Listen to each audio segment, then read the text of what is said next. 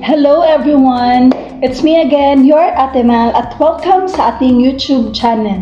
Maraming salamat po sa mga tumatangkilik, walang sawang pasasalamat sa mga nag-subscribe, mga nag-comment, nag-share. Nang sa ganun ay marami tayong matulungan na mga mommies na kumbaga nangangailangan ng tulong para makaklaim ng kanilang maternity benefits. At saka disclaimer lang po, hindi po ako empleyado or affiliated or ano pa man ni SSS.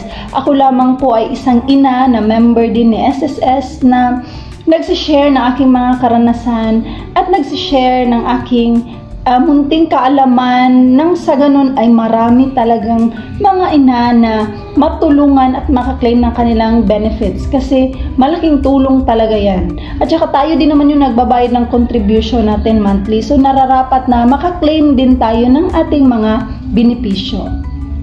So ngayon po ay meron akong gustong i-share sa inyo na kung paano ba talaga tayo makakakuha ng ating SSS maternity benefits, lalong-lalo na po doon sa mga na-miscarriage. Okay.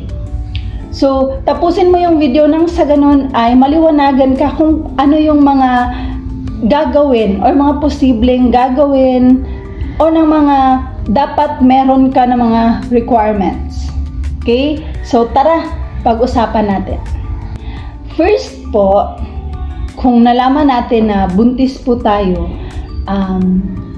unang-una kailangan nating i-check ang ating contribution. Okay? Kasi kung wala din tayong contribution po, hindi po talaga tayo makakakuha ng maternity benefits. Okay? Kahit na nakapagbayad na tayo ng ilang months, ilang taon. Okay? Kasi po sa maternity benefits, kaklaro ko lang, sa maternity benefits po ni SSS, meron lamang po tayong tinatawag na qualifying period.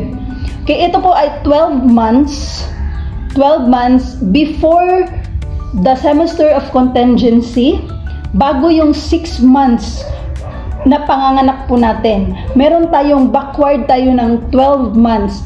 Yung 12 months na yun na tinatawag na qualifying period po, yun lamang po ang kasali sa computation ni maternity benefits. Hindi po isasali kung ilang taon na yung mga contributions natin. Okay, ilang taon ka nang nagbabayad, how much yung binayaran mo, ganun. Hindi po yun isasali. Yun lamang pong qualifying period na 12 months. Okay, period talaga. Yun lamang po yung kasali sa computation ni SSS sa ating maternity benefits. Klaro ba? Okay, mabuti yon. Next is, kasi meron din akong nabasa na comment na EDD daw niya, kasi nagpa-ultrasound na siya, EDD daw niya is parang January. Okay? Pero nakunan siya. Mga mami, once nakunan po tayo, hindi na po pagbabasehan kung kailan yung EDD natin. Okay? So, instead na January, hindi na po yun. Kung kailan po tayo na miscarriage, yun na po yung pagbabasehan ni SSS. Okay? Like for example, meron kasi tayong, si SSS kasi is, naka-divide siya, yung ating contribution, naka-divide siya sa 4 na quarters. Okay? 4 na quarters. January, February, March, isang quarter. April, May, June, second. July, August, September, and October, November, December. Sa bawat quarter po na yan, meron pong mga qualifying period na mga buwan corresponding sa months na yan. Sa months na yan. So, like for example, January siya. EDD niya is January. Yung qualifying period po ng January 2025 is October 2023 to September of 2024. So since hindi na siya umabot doon sa January kasi nga na ano na siya, na miscarriage siya. Ina-miscarriage siya ng pagpalagay natin na September. So yung qualifying period ng September, since third quarter yun, iba na naman yung qualifying period niya. Nasa April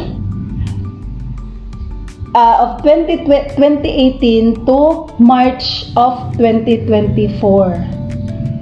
So if ever na miscarriage ka nga ng September, nag-change na yung qualifying period kung saan pagbabasehan ni SSS yung contribution natin, yung computation, sorry. If ever po ma'am, na from April 2018 to March of 2023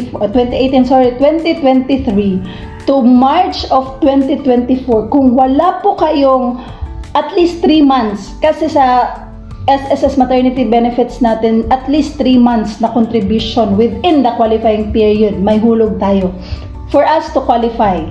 If ever ma'am sa mga buwan na April 2023 to March 2024, wala po kayong contribution or meron man pero dalawa lang, hindi po kayo qualified.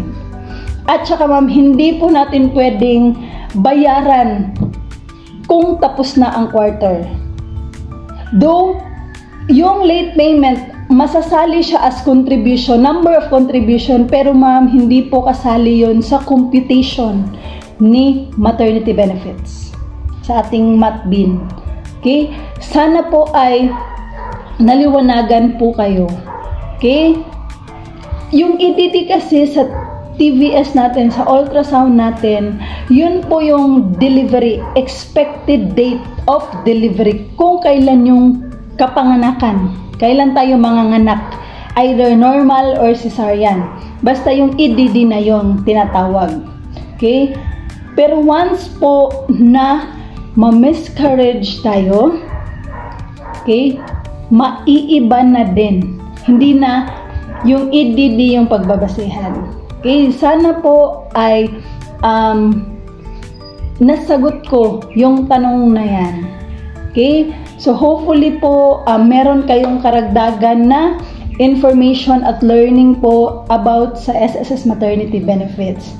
So don't forget to comment or comment your questions. Sasagutin ko yan sa abot ng aking makakaya po. Okay? At kung wala din, kung may oras din po ako para sagutin ang inyong mga queries. Okay? So ako po ay taos-puso nagpapasalamat sa mga tumatangkilik ng ating mga videos, at sana po don't forget to subscribe, click, like, and share this video sa mga mommies na kailangan ng tulong sa kanilang MATBIN.